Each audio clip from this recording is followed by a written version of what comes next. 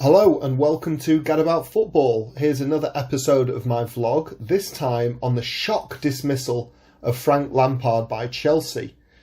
On the 25th of January, Frank Lampard was given his marching orders by the Chelsea board, headed by Roman Abramovich, and was replaced by, since recently, PSG manager Thomas Tuchel. Since then, there have been waves of support for Lampard from football fans, not just Chelsea but throughout the country, former and current players. They're saying he should have had more time, he was doing a decent job, and then it's just ridiculous the way Chelsea have behaved. Why is this? Because he's English? Because he's a legend, an England legend, a Chelsea legend? They should have shown him more respect. Have a look what United are doing with Ole Gunnar Solskjaer. They've given him a bit of time and he's now challenging for the league supposedly. Now, I don't get that. I understand that he's been treated harshly. I agree that he probably should have been given more time. But I don't understand why there's such an outrage about this. From the moment he was appointed, this was the most likely outcome. He was an inexperienced Chelsea legend, brought in as a stopgap for a season where Chelsea, a club motivated by spending wads of cash instead of bringing through clearly talented youngsters that win FA Youth Cup after FA Youth Cup, had a 2-window transfer ban. The board's attitude was, if he does well, give him another season where he can spend money, let's see how he goes. If he does poorly, we'll let him go at the end of the season and bring in an elite manager with a promise of a huge war chest. Now, he did do well. He came fourth in the league, albeit on the last day, that doesn't really matter, and he got to the FA Cup final and narrowly lost to Arsenal. This is a good season on very few resources.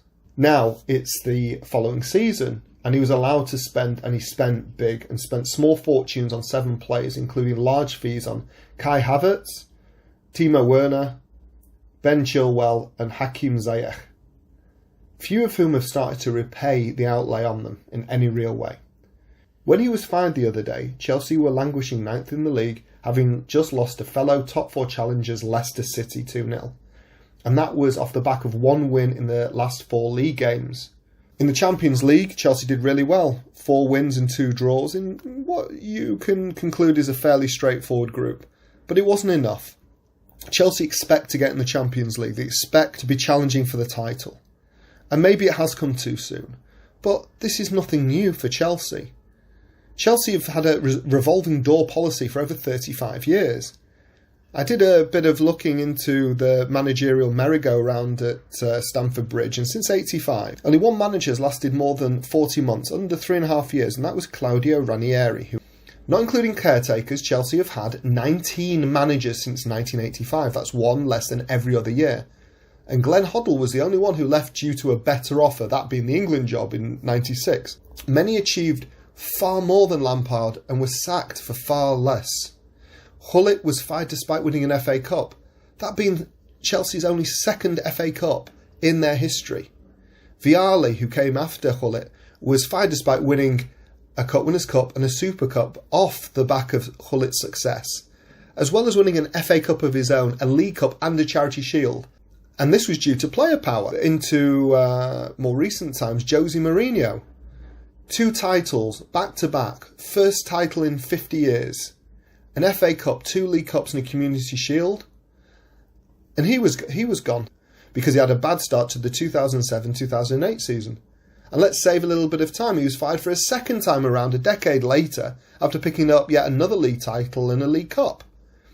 His successor Avram Grant got to the League Cup final and only a John Terry slip separated him and Chelsea from their first Champions League. And he was runner-up to United that season by 2 points, despite accruing many more points than Sir Alex Ferguson in the same period once he took over, because Chelsea were well behind United that time. Even so, there was every chance that he could have won the UEFA Champions League and still been fired. After him, a couple of managers later, Ancelotti was fired after winning Chelsea's only double and a Community Shield. Roberto Di Matteo, another Chelsea old boy who's done really, really well, won their first Champions League and FA Cup as caretaker manager. He was given an extended contract and then he was fired, I think, in the October of the following season. He won the Champions League. Antonio Conte, just a few years ago, won the league and FA Cup. He was out. Maurizio Sarri, the manager who came before Lampard, won the Europa League and was runners-up in the League Cup, but player power again got rid of him. So what did we all expect? A great indicator of future behaviour is past behaviour.